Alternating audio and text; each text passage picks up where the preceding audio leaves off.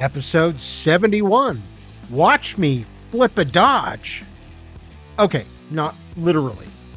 But my wife had an idea for an episode where I take a car, this car specifically, and flip it into a warrior ready for the wastelands.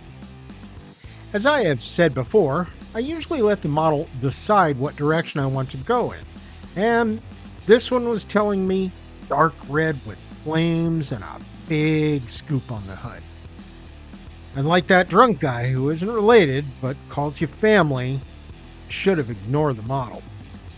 While the final product turned out great, trust the process became the lie I repeated to myself to make it to the end. So I hate my work. I cannot tell you how many minis I have done that look horrendous, yet my friends and family, God bless, politely tell me they look great. Now this Challenger became a challenge when exposed to some questionable aesthetic choices. To kick things off, I decided to repaint rather than reuse the factory paint job to give this one a little more character. For this, I used Pro Acrylic Burnt Red for a unique shade, and despite all my other issues, this will prove to be one of the few correct choices I did make. Now, the problem with listening to inanimate objects when they tell you how they should look is that it's fucking nuts to listen to inanimate objects. That's probably why when I chose to add a big intake to the hood, I went the go big or go home route, which turned into a dead end. I honestly don't know what I was thinking. My original choice looks like those giant lids they put on 55-gallon trash barrels. It was like a clown nose shot full of Botox. I think my only excuse is old age, mixed with weed, mixed with not being sure of which day of the week it is most of the time. Thankfully, I finished the vehicle and saw how ridiculous it looked, and I worked to find a suitable replacement immediately. I want to take a moment to talk about my partnership with W Energy. After replacing my daily intake of energy sodas with W, I'm noticing more concentration as I'm working, as well as seeing a difference with shaking in my hands while I paint. If you are looking to make the switch, follow the link in the description and use code ODNTStudio10 for 10% off of your order and every other order.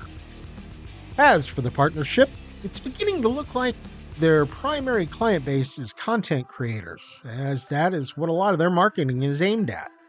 Either way, I like their product and plan to remain a customer with or without reciprocal promotion. I did have an unusual experience with another small company I wanted to give an unpaid shout out to, Gaslands, designer nails for men.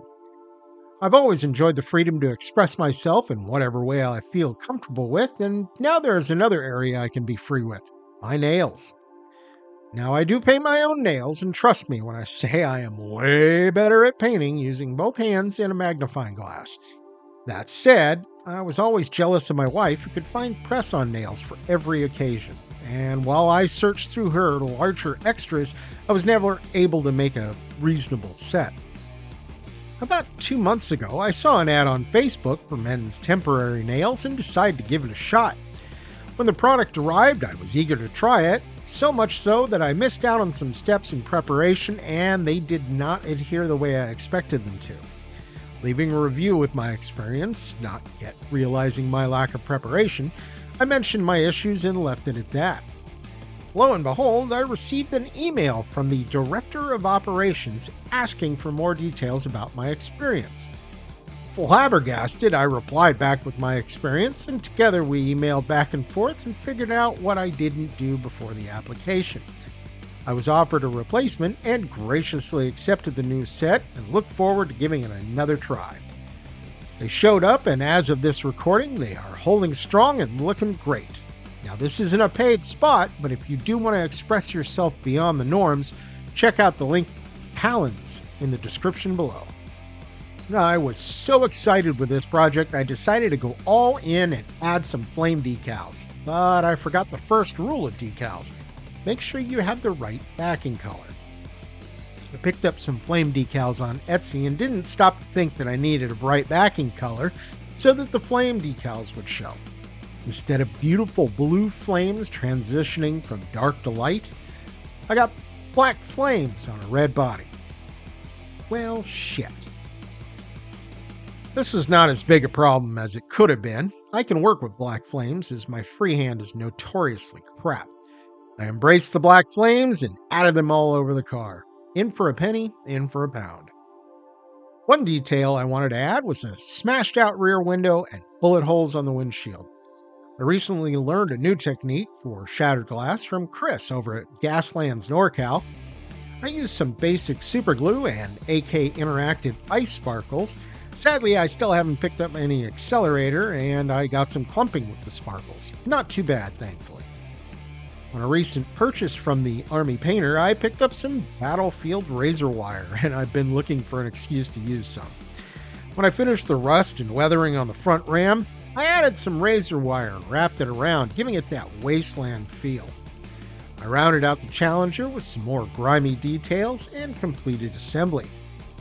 In other news, the Reading Gaming Festival is rapidly approaching, and I have been working on some exclusive vehicles up for sale, as well as unveiling a rather large project I've been working on here and there. I will be joining my buddy from All Day Comics, showing off some amazing titles and merch for all your nerdy wants and needs.